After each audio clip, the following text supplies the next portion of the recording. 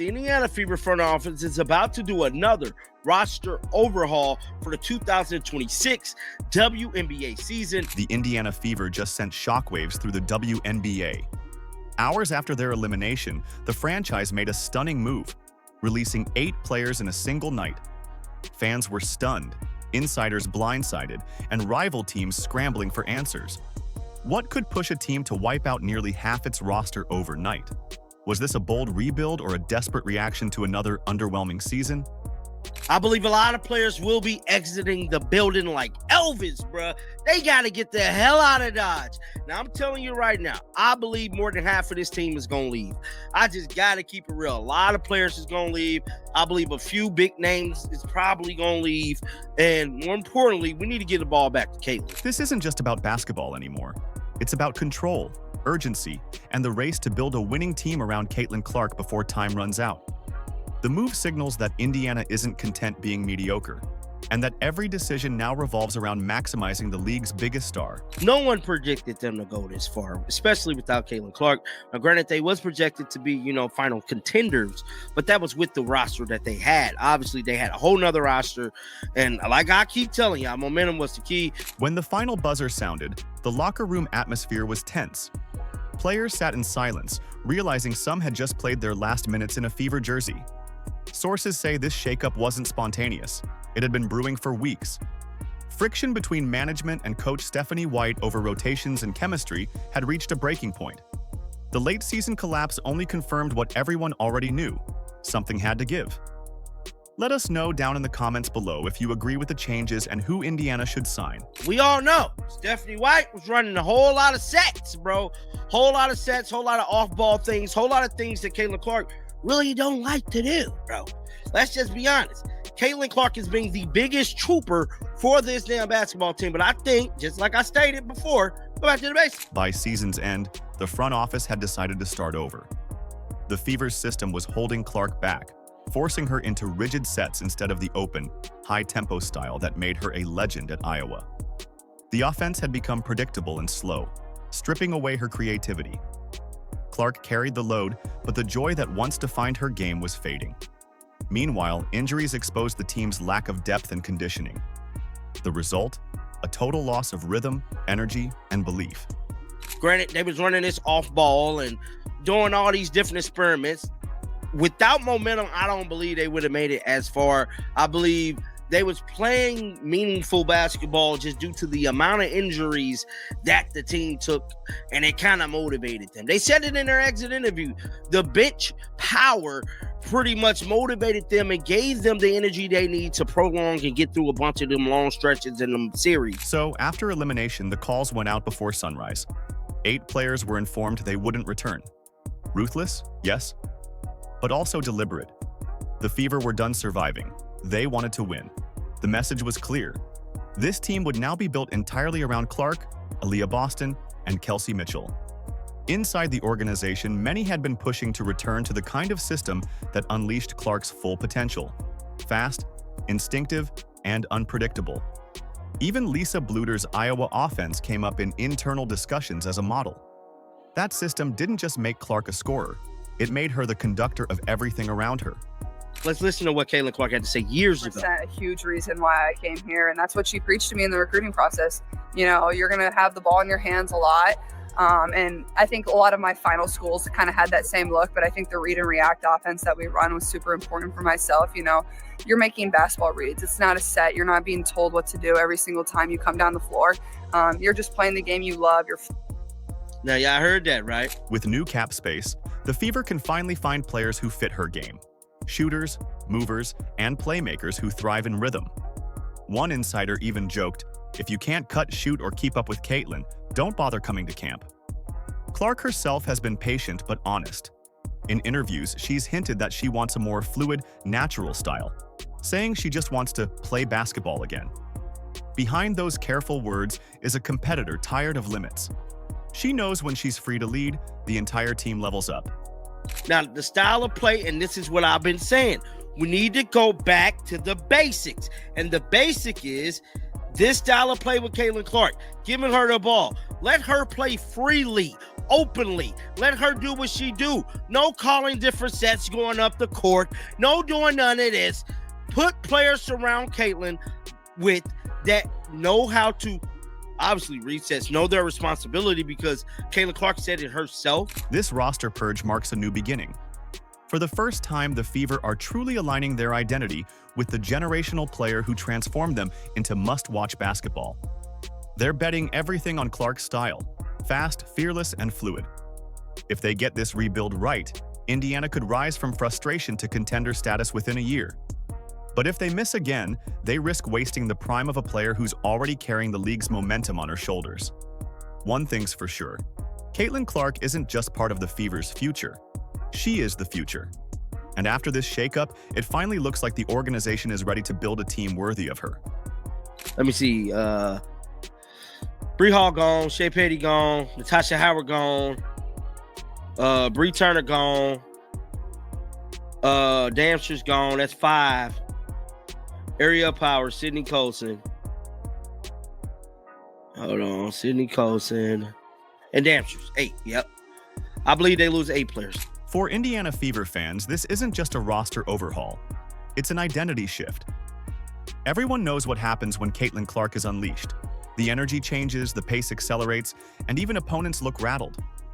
This rebuild isn't about cutting players. It's about cutting excuses. It's about aligning every decision, coaching, recruiting, rotations, around the one player who reignited the WNBA's relevance. If the Fever truly commit to that vision, they could become unstoppable. But that depends on head coach Stephanie White. The same coach once credited for stabilizing the team now finds herself under pressure to evolve. Her structured offense, once considered safe, now looks outdated next to Clark's free-flowing brilliance. The front office has drawn the line. Either she adapts or becomes the next to go.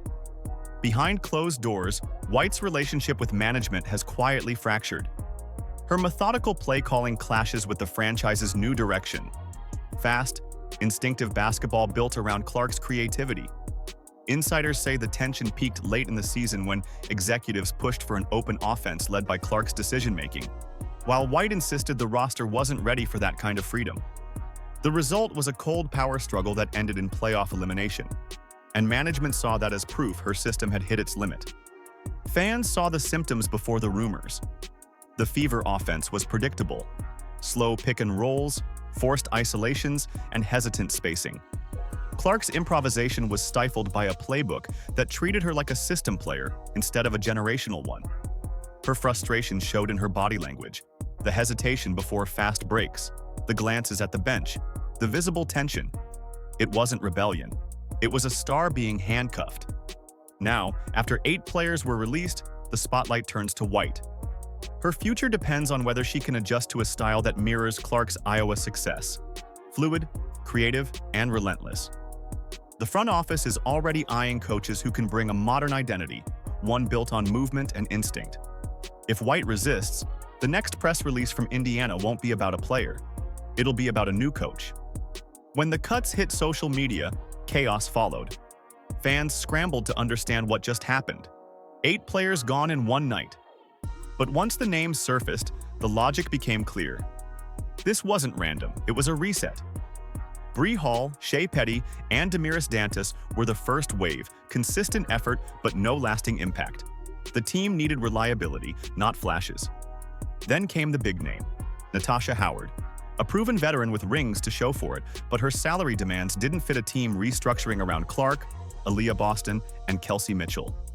Next, Chloe Bibby and Sydney Colson. Bibby was beloved by fans but inconsistent. Colson's charisma and leadership weren't enough to offset her limited production. The Fever wanted youth and speed, not nostalgia. The final wave, Ariel Powers, Odyssey Sims, and Brianna Turner, sealed the shift. Powers never clicked with Clark's rhythm, while Sims and Turner were solid, but didn't fit the long-term plan. 8 players gone, and just like that, the Fever had cap flexibility they hadn't seen in years. The response was split. Some praised the decisiveness, calling it the moment Indiana finally grew up. Others worried it was too aggressive. But to management, it was simple. They couldn't rebuild the future while clinging to the past. Painful, but necessary, one executive reportedly said. Inside the locker room, the hierarchy has changed completely. For the first time since Clark's arrival, everything revolves around her, not just as a scorer, but as the franchise cornerstone. The veterans who once dictated tempo are mostly gone, replaced by players who will adapt to Clark's style rather than slow it down. Kelsey Mitchell now stands as one of the few veterans still trusted by the front office. Her chemistry with Clark improved dramatically toward the end of the season, especially when the offense sped up. Insiders say she's now viewed as the bridge between eras, a leader who can mentor younger players while adjusting to a system that finally prioritizes flow over structure. Then there's Aliyah Boston, steady and unshakable. Together with Clark, she forms the foundation of everything Indiana hopes to become. Clark is the spark. Boston is the anchor. Every roster move from now on will be built around complementing their partnership. Shooters who space the floor, screen setters who open lanes, and defenders who let the duo focus on dominating offensively. Not everyone loves this new direction. A few players reportedly worry that the franchise has become too dependent on Clark's stardom, that the pressure on her is reaching unsustainable levels. After all, she's not just Indiana's leader, she's the league's spotlight. Every headline, every camera, every question begins and ends with her name. That kind of attention can crush lesser players, but Clark's track record suggests she thrives under it. For the Fever, this is a gamble, but it's one they have to take. The old formula of balance and patience never worked. Clark's arrival changed everything. She turned Indiana from a struggling small-market team into the most talked-about franchise in women's basketball. Now, the organization finally seems ready to match her intensity. The 8-player purge wasn't chaos, it was clarity. It signaled the end of indecision and the beginning of purpose. Whether that purpose leads to glory or disaster depends on execution, and on whether Stephanie White can evolve before the league evolves without her. For fans, it's bittersweet. They loved some of the players who are gone, but they also know that change was overdue. The Fever can no longer be content as a nice story. They have the talent, the star power, and now, the freedom to build something real. The path ahead won't be easy. Rebuilding never is. But for the first time in years, it feels like Indiana finally knows who it is and where it's going. Inside practice, the shift is already visible. The tempo is faster, the chemistry cleaner, and the offense finally has a pulse. Players are learning to move off Caitlin Clark's instincts instead of waiting for scripted plays. It's not perfect yet. Some possessions look chaotic. But for the first time in years, there's real belief that this team could become a contender. Still, with momentum comes pressure. Every mistake, every losing streak, every off night will now carry more weight. The Fever cleaned house, but whether they cleaned it right remains to be seen. Behind all the cuts lies a truth most fans overlook: money. This wasn't just a basketball decision, it was a financial reset.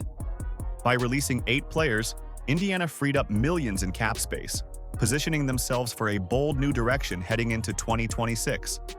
The Fever's payroll had ballooned with mid-tier veterans who produced little return. Players like Natasha Howard and Ariel Powers brought experience but also hefty contracts. Both were good, not great, solid contributors who never elevated the team. The front office grew tired of paying big money for average results. Cutting ties was painful but necessary, creating flexibility to pursue high-impact players who actually fit Clark's style. Clark has completely reshaped the Fever's business model.